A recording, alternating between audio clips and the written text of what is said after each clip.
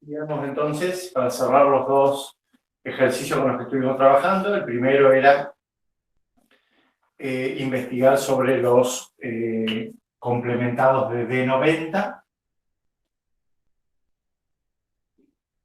y de 180.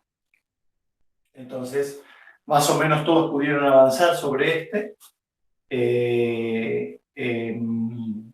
en relación a estudiar un poquito de cómo se comportaban los complementados. En un grupo inclusive apareció el hecho de el resultado del teórico, que dice que vamos a tener álgebras de Boole cuando, o sea, decir álgebra de Boole para empezar a poner todos los conceptos en claro. Si yo digo que son álgebras de Boole, estoy diciendo que son distributivos y complementados. Los D sub n ya sabemos que son distributivos. La única cuestión a averiguar es si son complementados o no. ¿Qué nos da el hecho de que sean complementados? Bueno, la descomposición en primos del n. Si el n se descompone como producto de primos distintos, el resultado es que D sub n es álgebra de Boole, o sea, es complementado. En estos casos no tenemos esa situación, ¿está bien? Porque teníamos el caso 2 por 3 al cuadrado por 5, el caso del 90. Bueno, no tenemos álgebra de Boole. Entonces nos pusimos a investigar cuáles eran los complementados y cuáles no. Y bueno, efectivamente, los que no son complementados son aquellos en los cuales el elemento de la discordia, que sería el 3, aquel que arruina el hecho de que sea potencias de primos distintos, aparece con potencia 1. 3, 2 por 3, 3 por 5, me falta uno, el 3. El, 3 por 5 por 2. 3 por 5 por 2. Correcto, gracias. Estos son entonces aquellos en los cuales no hay complementos. Entonces, con este criterio, uno puede analizar cualquier número, en realidad, no es necesario que sea 180. Bueno, y después estuvimos trabajando con una desigualdad distributiva, esa como repite la prueba que hizo Pedro en el teórico, en donde se usa fuertemente la propiedad x ínfimo y menor o igual que z, si solo si x es menor o igual que z y menor o igual que z. ¿Está bien? Entonces es un lindo ejercicio para que intenten, el que no lo logró hacer, porque en realidad siempre es aplicar reiterativamente esta propiedad, más otra propiedad que puede aparecer, como por ejemplo el hecho del x ínfimo y es menor o igual que x supremo y es mayor o igual que x, propiedades básicas de este tipo, pero bueno, hay que ordenarse a la hora de escribir la prueba. Esos son entonces básicamente lo que estuvimos trabajando. Vayamos entonces a los prácticos. Ya estuvimos viendo alguna duda que había quedado del práctico 4. Díganme dudas del práctico 4. En particular, hay cosas del práctico 4 que no hemos ni siquiera mencionado. Por ejemplo, el ejercicio 5. No sé si alguno lo habrá leído.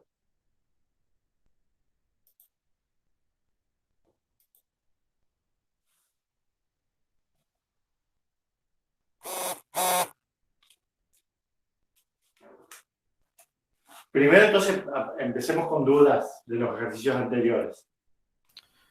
Yo tengo duda con el 3A del práctico 4, que no sé cómo definir esa función biyactiva, digamos, entre los dos reticulados. Bien. ¿Se entiende qué es lo que tiene que pasar? ¿Qué es lo que tiene que satisfacer esa función biyectiva? O sea, yo veo en L3 veo que G es menor o igual que F, que G es mayor o igual que F. Para usar la relación, F menor o igual que G. Entonces, ¿qué tiene que pasar con F de... ¿Qué tiene que pasar con... Bueno, llamémosle de otra manera la función.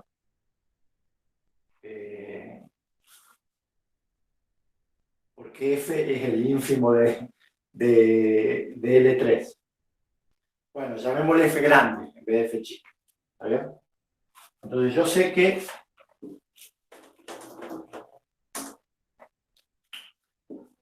f chica es menor o igual que g. Bueno, entonces, ¿qué tiene que pasar con f grande? ¿Qué relación tiene que tener f grande de f chica y f grande de g?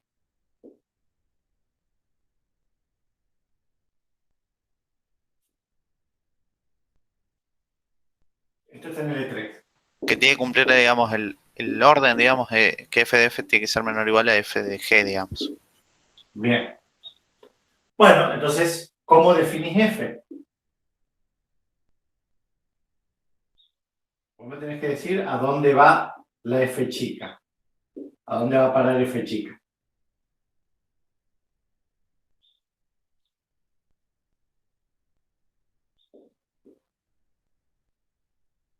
Sí, es j, ahí como dijeron en el chat. A ver que lo pongo al chat porque no lo estaba bien.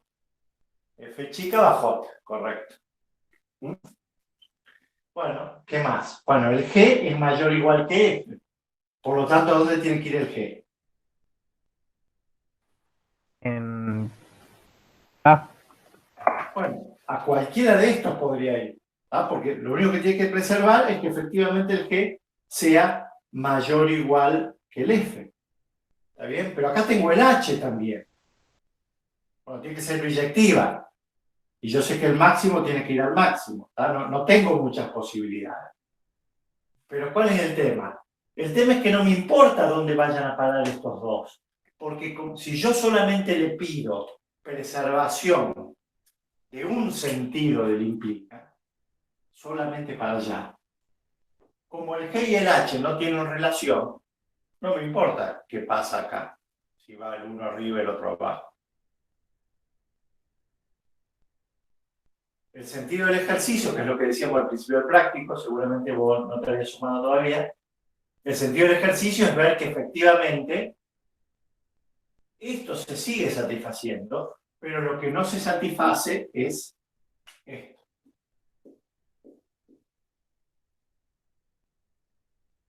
Por ejemplo, bueno, eso sí tenemos que cambiar, ¿no? Si tenemos el G y el H, acá tenemos, si ponemos acá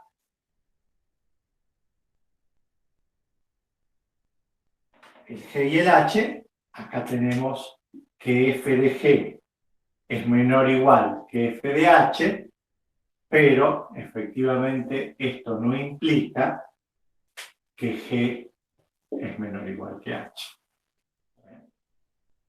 El sentido es decir, bueno, si yo quiero que efectivamente pueda hablar de isomorfismo, no solo tiene que valer que dos cosas que son menores o iguales acá siguen siendo menores o iguales, sino tiene que valer la vuelta.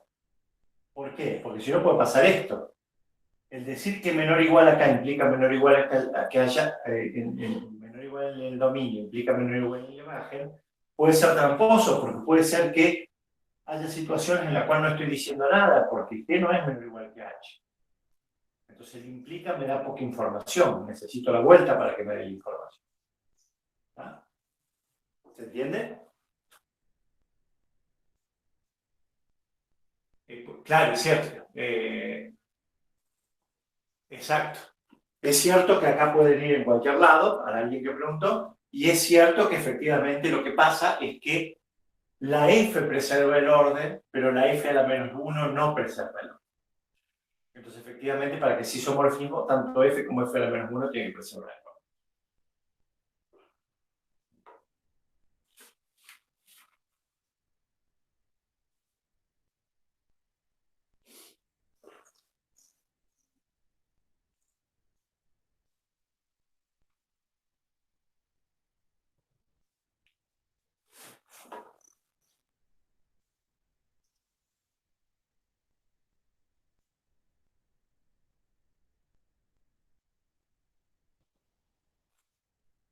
Bien.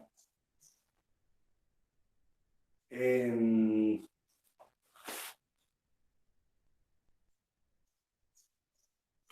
Bien, veamos el 5. Tenemos la definición de subreticulado, sí, subretículo, que dice que efectivamente un subretículo es un subconjunto que cumple la propiedad que dentro del subconjunto son cerradas las operaciones. Es decir, si yo tomo el supremo de dos elementos me da un elemento del conjunto, y si tomo el ínfimo de dos elementos del conjunto me da un elemento del subconjunto. Eso es el concepto de subretículo. ¿Está bien?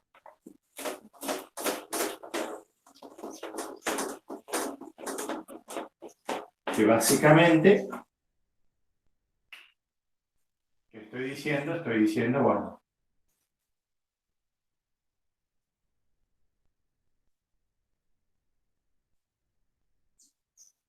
hay que tomar suficiente cantidad de elementos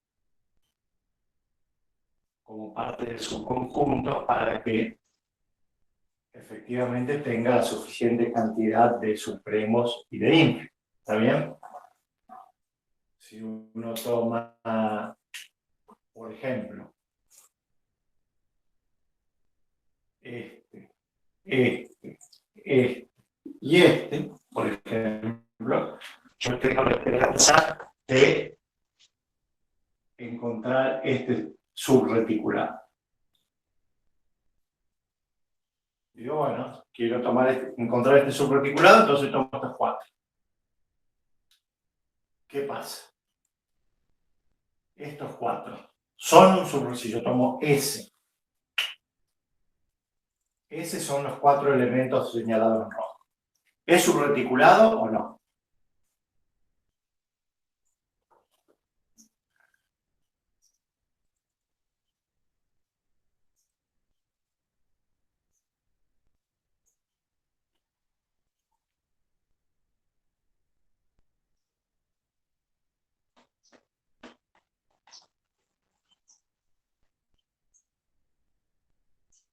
¿Es o no es?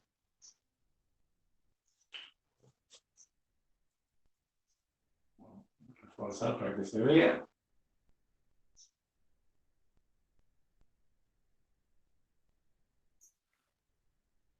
Estos 4 elementos forman un subreticulado.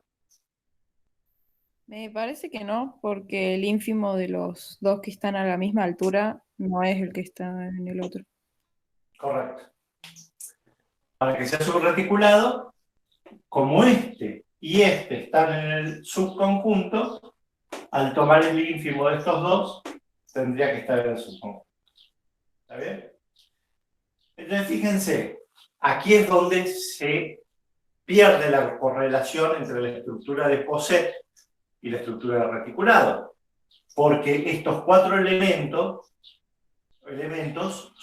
yo los considero con el orden que heredan del conjunto mayor, y efectivamente este es menor igual que este es menor igual que este y este no están relacionados, este es menor igual que este es menor igual que este. O sea, la estructura de orden de los 4 está perfecta. Uno podría decir es como es un subposet, pero no es un subreticulado, porque para ser subreticulado tiene que preservar las operaciones. Ese no es subreticulado.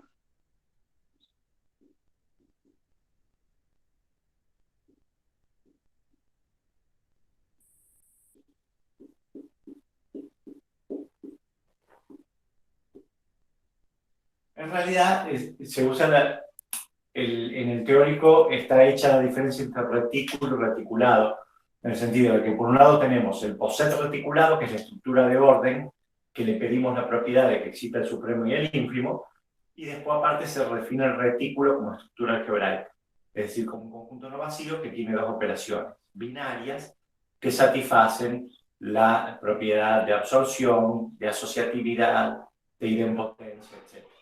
A lo que ustedes vieron en el teórico, que son dos formas de entrarle a la noción de reticulado que son completamente distintos, son dos registros distintos. Por un lado tengo el registro geométrico del orden, por otro lado tengo el registro geolaico de las operaciones binarias, cuadradito para arriba, cuadradito para abajo, y en realidad lo que yo quiero es exactamente lo mismo. Matemáticamente obtengo la misma cosa.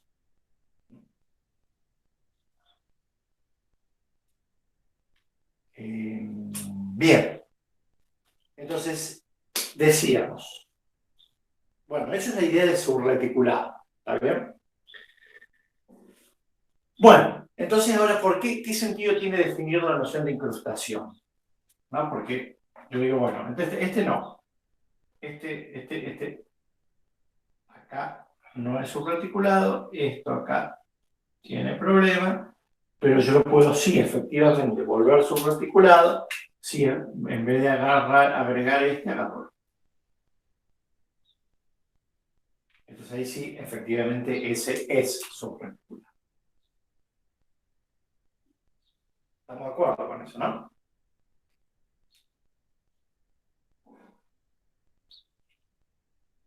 Bueno. Sí, sí. Entonces, ¿qué sentido tiene la idea de incrustar? Y bueno, que yo acá tengo partes de ABC. ¿O no? Para escribir menos, pongamos que yo acá tengo D sub 2 por 3, 9, De 30 creo que es. el 30. Sí, sí, correcto. Y entonces tengo 2, 3, 5, 15, 10, 6, 30. ¿Vale? Bueno, entonces lo que estoy diciendo es que ese es un retículo. ¿Quién es ese? Bueno, ese es... Tomé el 3, el 6, el 15 y el 30. Es un retículo. Bueno, pero yo acá tengo partes de AB.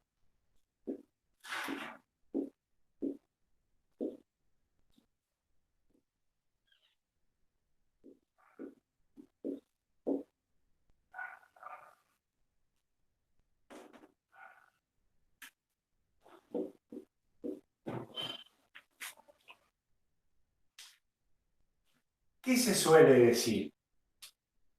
Se suele decir, la terminología usual de los libros, es que esto, mirándolo como estructura abstracta, es un subreticulado de esto. ¿Ah? En el sentido, yo lo puedo ver a este acá dentro. De hecho, basta con identificar el vacío con el 3, el A con el 6, el B con el 15, el AB con el 30. Bueno, entonces, esa terminología usual que se utiliza, uno dice, bueno, este es subreticulado de este, en realidad es que este se incrusta. Es decir, puedo encontrar una función que es un isomorfismo entre este y este. Ese. Entonces, uno puede decir, partes de AB se incrusta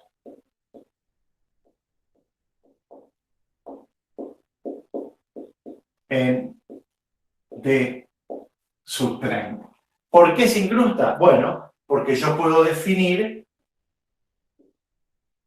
una F que vaya de partes de AB en S que es ISO. ¿Está? ¿Y qué es ese? Ese es un sublátice, un subretículo de el de 30.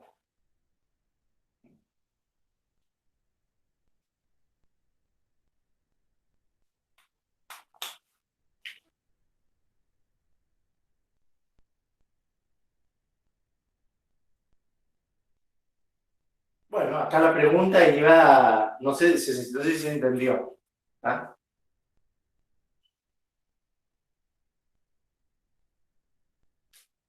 ¿no? Está claro cuál es la F, ¿no? F va de partes de A a B, o sea, F de A va al 6, F de vacío va al 3, F de B va al 15 y F de B va al 30. Bien, pero ahí lo que pregunta el 5 es, ¿para qué valores de n se tiene que dn se incrusta en L1? ¿Qué opinan con eso?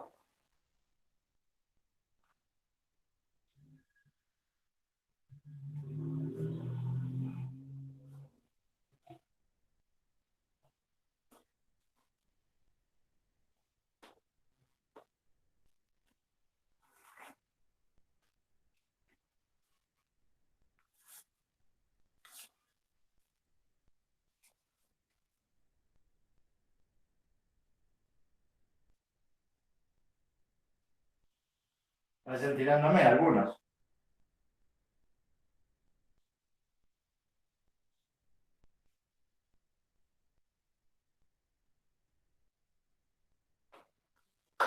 Bueno, el sentido de incrustación es lo que acabo de explicar aquí. No sé si Alexis estaba... ¿Ah? Hablamos de incrustar cuando decimos que partes de AB se incrustan en D30 porque yo puedo definir un isomorfismo que va de partes de AB en un subreticulado de D30, que sería el de los puntitos rojos.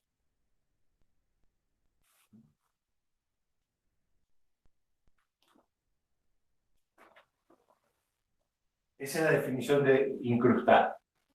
Yo puedo incrustar partes de AB en D30 porque hay un subreticulado de D30 que es isomorfo a partes de AB. O sea, por ejemplo, hay el divisor es de 6, se incrusta en L1, ¿no? Sí, correcto. Entonces vamos a poner acá, estamos en el 5.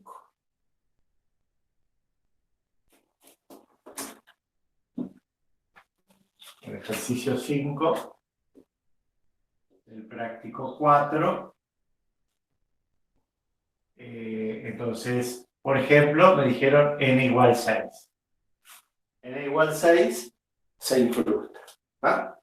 Entonces vamos a ver que efectivamente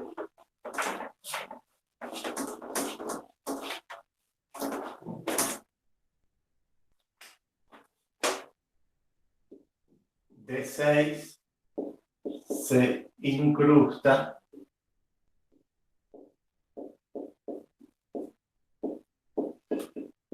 en L1.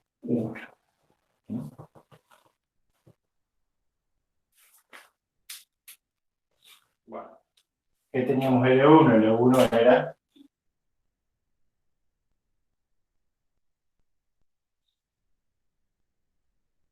Bueno, estoy haciendo un poquito distinto, pero básicamente es lo mismo.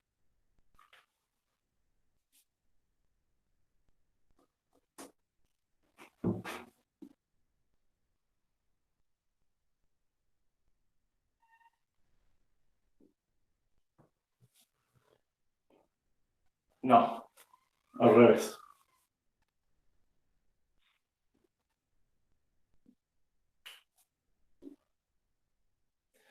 Qué geometría inapropiada que le di.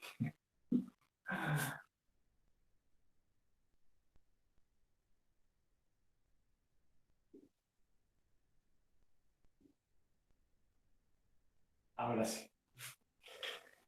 Bien. Bueno, decíamos D6 incrusta. ¿Está bien? Díganme, ¿cuáles son los que tomarían? Vale, ese no es L1, ¿no? O sea, le falta ahí porque son como dos cuadrados que tenés, o dos rombos, digamos. Sí. Tres rombos serían en total, digamos, es como que están pegados. Puede fallar. Tremendo lo mío.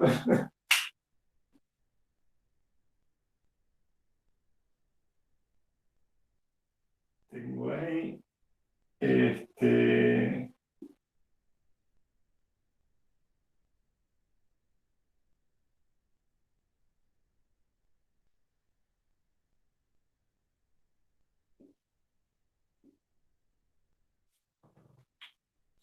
Ahora sí. Entonces tenemos. Bien. ¿Qué nodos señalamos como son los que establecería, el subreticulado que establecería un isomorfismo con D6? Váyanme dictándome de los nombres que tienen ahí en el práctico. El 0, 0, D, E y B. D, E y B. Bien, correcto. Entonces, efectivamente, uno puede identificar, y bueno, ¿cuál sería la función de incrustación? Uno diría, f de 1 es igual al 0, f de 2 es igual A ver, a d, f de 3 es igual a a ver, c, y f de Ahí, 6, el de arriba de F de 3 es igual a E. correcto, y f de 6 es igual a. Bien, entonces con esta función estoy diciendo efectivamente, doy explícitamente cuál es el isomorfismo que existe entre D6 y este subreticulado de el L1. Bueno, ¿habrá algún N más grande que se incruste? de 12. El D12, correcto. El D12 también se incrusta y estaríamos agregando ¿a quiénes?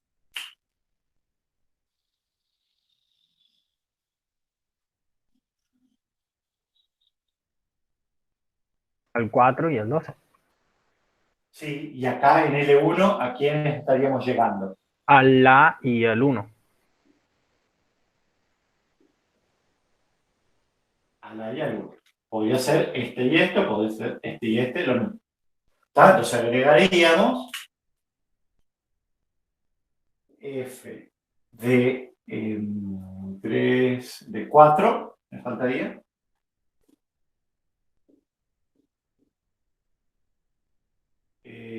A ver, no sé si se conservan, porque este es efectivamente el 2, este puede ser el 4. Díganme si así está bien o no. Y f de 12.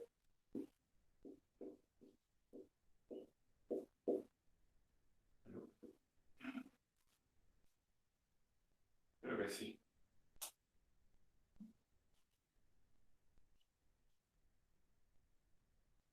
2, este 2, este es 4, este es 3. Oh no, lo definí mal. El 3 va al E. Está bien. Ahí. El 6 que va al B.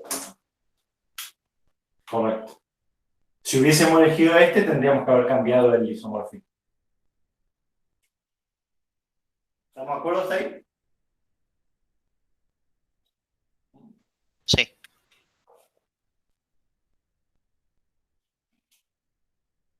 Bueno, ¿puede haber otro n para el cual dn se incruste? El divisor es 18, que también sería como el de 12.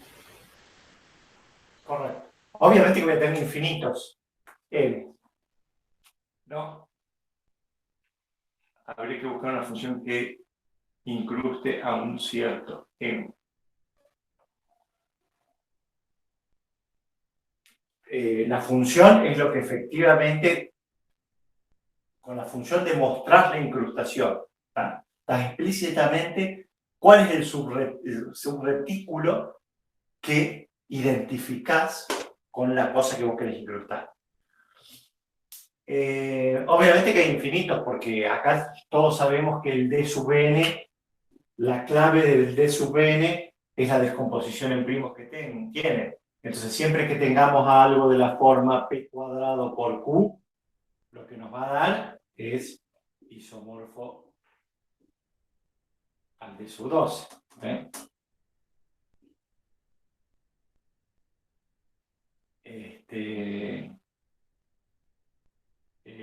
Acá lo que importa es justamente la anatomía del n.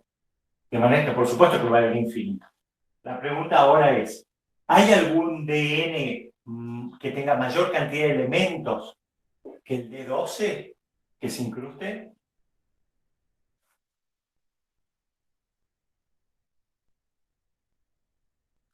No. ¿Por qué? Y porque ya el que le sigue no es una cosa parecida a divisores de 30.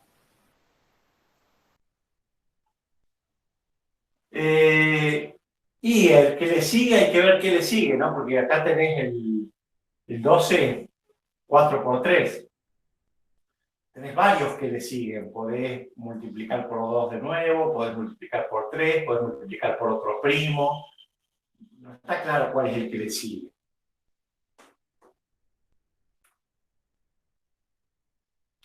¿Por qué razón no puede haber ninguno más grande que se incruste? Tenemos que terminar de darlo de manera contundente. El problema es que tenemos infinitas posibilidades de testear, porque hay infinitos n. Entonces, ¿cómo de manera categórica nos convencemos de que no hay ningún n tal que el d sub n tenga más que 6 elementos que se incluyen?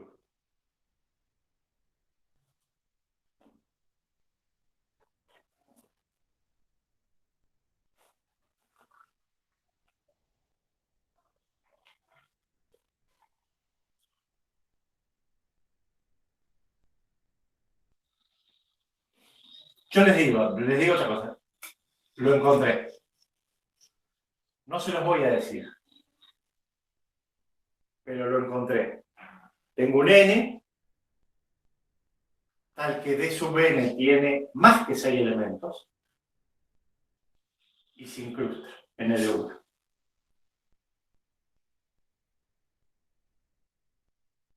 ¿Qué me pueden decir ustedes de cómo es el diagrama de Haas de ese d sub n que yo encontré?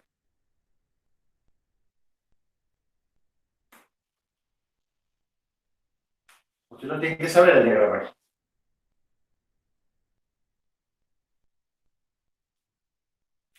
Si yo les digo que el d sub n que yo encontré tiene más que 6 elementos, ustedes ya tienen que saber cuál es el diagrama de Haas. Igual, exacto. Este tiene que ser el diagrama de Haas. Porque si se incrusta y abarca este elemento, porque abarca más que 6, entonces quiere decir que este es el diagrama de Haas del dn que yo encontré. Bueno, ¿y por qué no puede ser?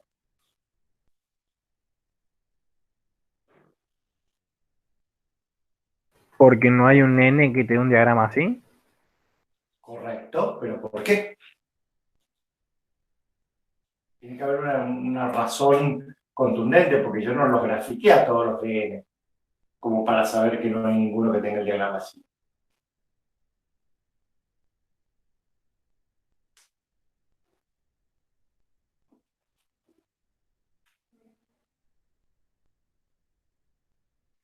Bueno, acá Jeremías propone que 7 es primo y entonces pretende estar con la cantidad de divisores.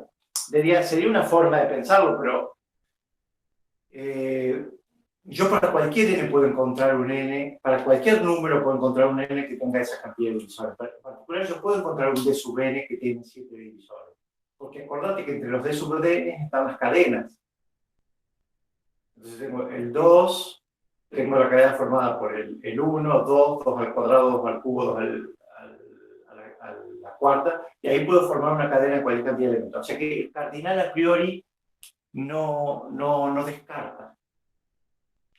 No es que está mal, porque para ciertos n va a ser muy difícil encontrar un reticulado de divisores que tenga esa cantidad de elementos. Pero va a estar complicado, al menos no está inmediato. Hay otra característica que tiene este reticulado, que es muy nueva para ustedes, la estudiaron hoy, pero que inhabilita la posibilidad de que sea un reticulado de divisores.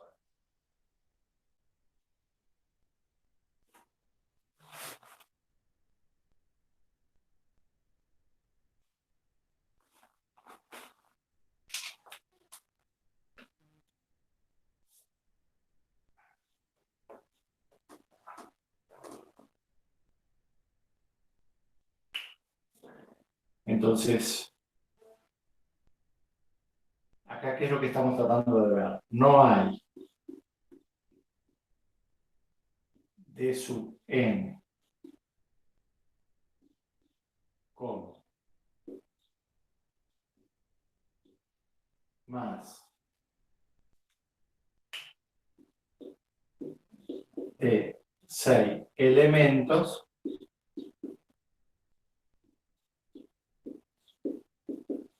que se incrustan.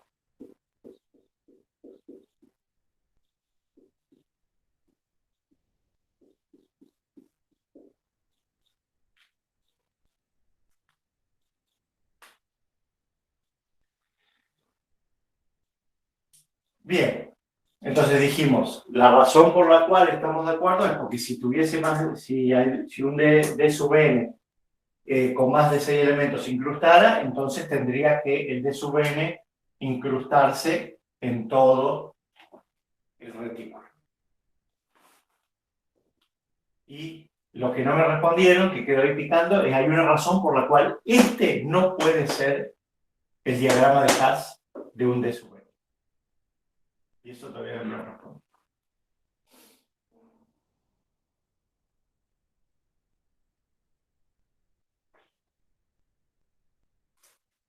Bueno, repasen cuáles son los conceptos que vieron. ¿Cuál fue el último concepto que vieron hoy?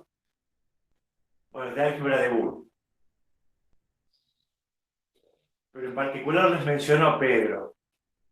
¿Qué característica tienen los D sub n? ¿Qué propiedad tiene D sub n como reticulado?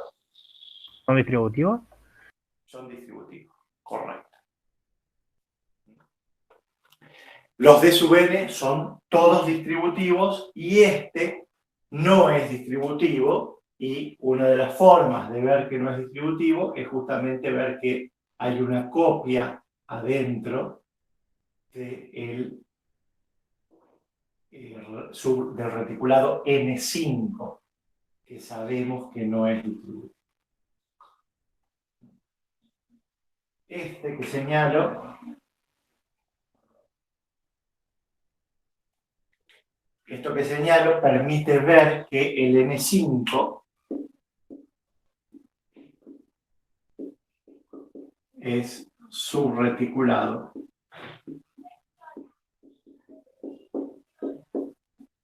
L1. Y acá al decir es subreticulado estoy diciendo, bueno, no sé cómo se llaman los elementos de N5. Estoy diciendo, puedo incrustar N5 dentro de L1. Fíjense que el ínfimo de este y este es este, el ínfimo de este es este, el supremo de este con este es este, el supremo de este con este es este.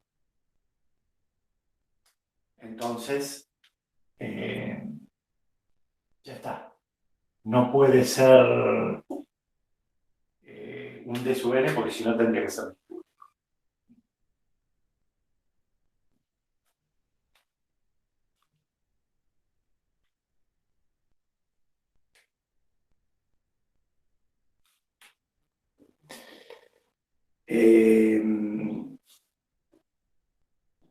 Correcto. Estamos entonces respondido el 5. Para hacer un repaso, que ya estamos sobre la hora, el ejercicio 6 habla de complementados. Ya estuvimos hoy trabajando con complementados, así que no van a tener ningún problema. Y fíjense que el práctico 5 no agrega mucho contenido nuevo. Ni siquiera todavía menciona las álgebras de Boole. Se focaliza más en distributivo. Pero fíjense que el ejercicio 1 y el ejercicio 2 dan vueltas sobre lo mismo, sobre reticulado complementado. El ejercicio 2 en particular es esto que estuvimos trabajando, del L1. Ahí reiteramos el análisis sobre si es complementado, es distributivo, etc. O sea que todo eso van a poder avanzar sin ningún problema. Y en el ejercicio 3, ahí ponen en práctica lo que hemos estudiado ahora de subreticulado. ¿Está bien? Ejercicio 4, 5, 6, todos los temas hasta el 6, 7 inclusive desigualdades triangulares, todos esos ejercicios vuelven todos sobre los temas que hemos estado trabajando hoy. Así que si se ponen y con lo que vi usted que más o menos entendían en el trabajo en grupo, van a poder avanzar sin mayor inconveniente con el práctico 5. Y, porque acuérdense que ya el viernes ya arrancaríamos, vamos, por supuesto que vamos a seguir discutiendo todo esto. Pero ya el próximo tema nuevo, grande que queda es el de álgebra de Boole, que ya estaría arrancando el viernes con álgebra de Boole. Así que traten de acá el viernes de ver el tema clave, porque lo de complementado lo estuvimos trabajando bastante. El tema clave que queda, que para que vean el viernes, para no perder el tren, es lo de distributividad, particular distributiva. ¿Sí? Cardinal de n igual 7 igual p a la 6 para algún p', entonces dn sería una cadena. Sí, pero ¿por qué vos me estás descartando de que no haya otra forma de producir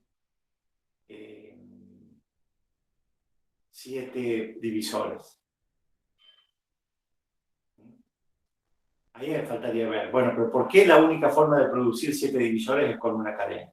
¿No habrá otra manera de producir 7 divisores? No está mal lo que estás diciendo, pero está incompleto todavía.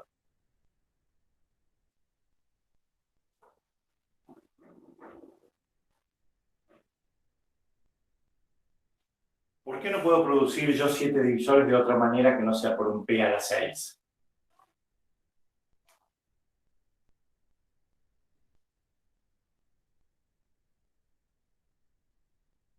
Bien. ¿Y por qué sí o sí otra manera de escribir el n tendría que producir una cantidad de divisores distinto de 7? Digo, ¿qué propiedad te falta que estás usando?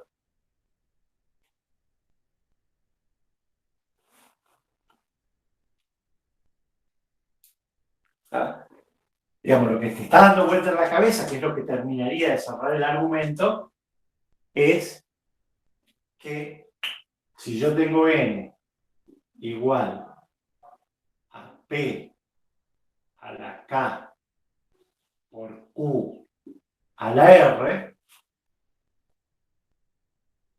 entonces la cantidad de divisores de este n se escribe como producto de los números, que eso es lo que vos me estás indicando, me parece.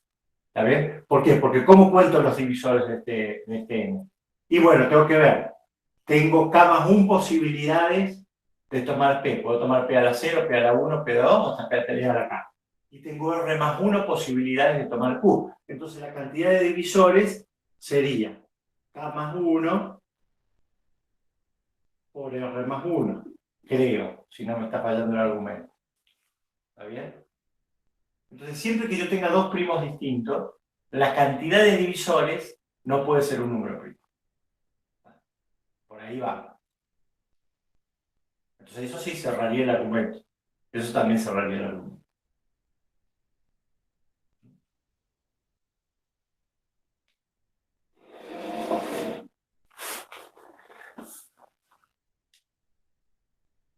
No sé, Jeremías, si quedó más o menos claro.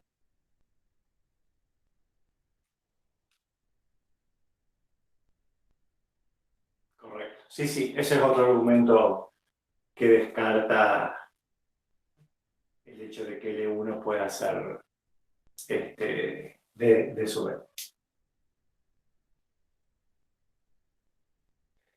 Bien, estamos entonces, ya estamos en hora. Traten de avanzar sobre el práctico 5, que no van a tener problemas de hacer por lo menos una parte interesante, y seguimos el viernes.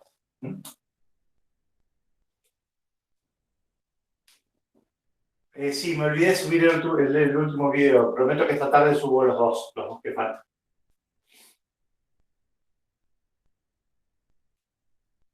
Chao, profe, gracias.